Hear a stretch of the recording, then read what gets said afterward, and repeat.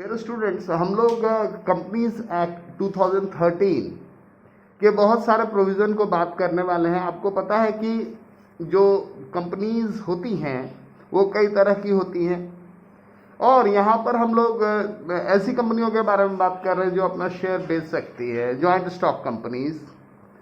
Companies के दो main document होते हैं, एक होता है मेमोरेंडम ऑफ एसोसिएशन, एक होता है आर्टिकल ऑफ एसोसिएशन। अब इसके तहत प्रोविज़न है, और जो कोई भी कंपनी से डील करता है उसके लिए ये ज़रूरी है कि उसे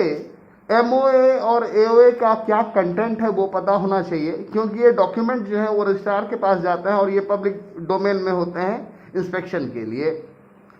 अब अगर कोई भी कंपनी का डायरेक्टर या कोई भी ऑफिशियल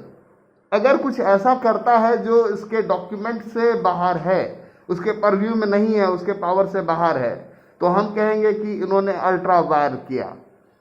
यानी बियॉन्ड अपनी कैपेसिटी, अपनी पावर के गए।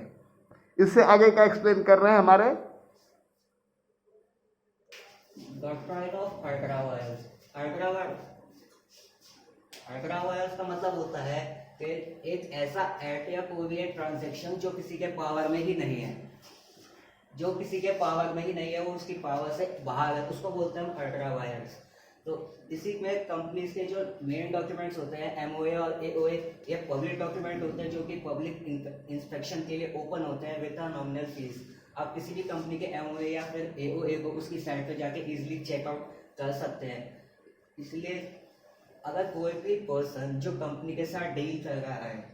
तो उसको हम डील करेंगे, ये मान के चलेंगे कि उसको इन दोनों डॉक्यूमेंट्स के जो कंटेंट्स हैं उनकी पूरी जानकारी है। अब ये दो ही नहीं, बाकी उन सभी डॉक्यूमेंट्स की जो पब्लिक जो रजिस्ट्रार के साथ रजिस्टर करने इम्पोर्टेंट होते हैं, वो सभी पब्लिक डोमेन में आते हैं और उनको माना जाता है, कंपनी मान के चलती है कि जो भी डील करने आ रहा है हमारे साथ उसको इन सब के एमओ ए एंड एओए के सारे कंटेंट की जानकारी होगी। अगर फिर भी वो पर्सन कंपनी के साथ एक ऐसी ट्रांजेक्शन्स में आता है जो उसकी पावर के पूरा बियॉन्ड है, तो इसको ये जो ट्रांजैक्शन होगी ये पूरी की पूरी वॉइड होगी, क्या होली वॉइड होगी and not binding on the company. यानी आप कंपनी को इसके लिए बाध्य नहीं कर सकते, आप कंपनी को स्यू नहीं कर सकते और कंपनी आपको स्यू नहीं कर सकती है। ये देखना पड़ेगा कि कंपनी के परव्यू में क्या चीज़ है। अगर वो कंपनी के परव्यू में नहीं है और उससे रिगार्डिंग वो कोई कॉन्ट्रैक्ट करता है तो वो कॉन्ट्रैक्ट वॉइड होगा, यानी उसको आप कोर्ट में चैलेंज नहीं कर सकते एंड वो कंपनी के लिए बाइंडिंग नहीं होगा।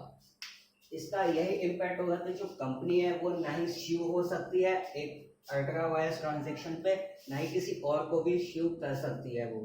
क्योंकि ये जो एमओए और एओए पब्लिक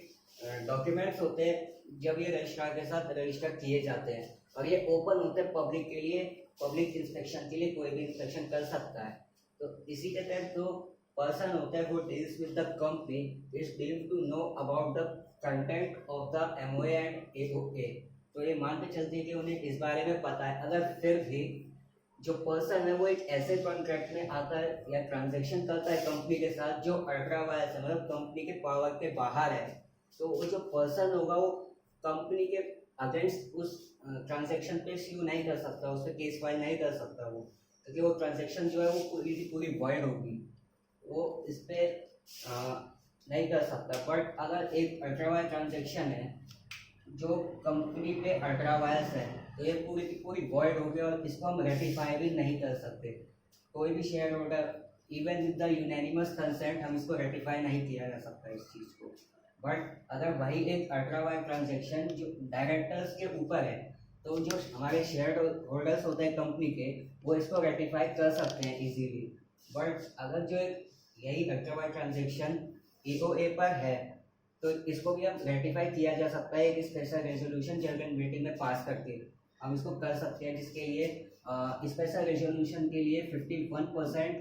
कंसेंट चाहिए होता है। जो भी कंपनी के लोग हैं, बोर्ड ऑफ डायरेक्टर्स हो गए, शेयर होल्डर्स हो गए, सबके कंसेंट मिला के मिनिमम 51% होनी चाहिए, तब जाके हम इसको रेटिफाई कर सकते हैं। बट अगर जो एक एक्ट है वो कंपनी के पावर्स में तो है बट कंपनी उसको इरेगुलरली करती है, मतलब बहुत टाइम पीरियड के बाद करती है, तो जो शेयर होल्डर्स है वो इसको वैलिडेट कर सकते हैं, मतलब उसका एक टाइम पीरियड सेट कर सकते हैं कि इस टाइम पीरियड में ये पर्टिकुलर ट्रांजेक्शन की जाएगी।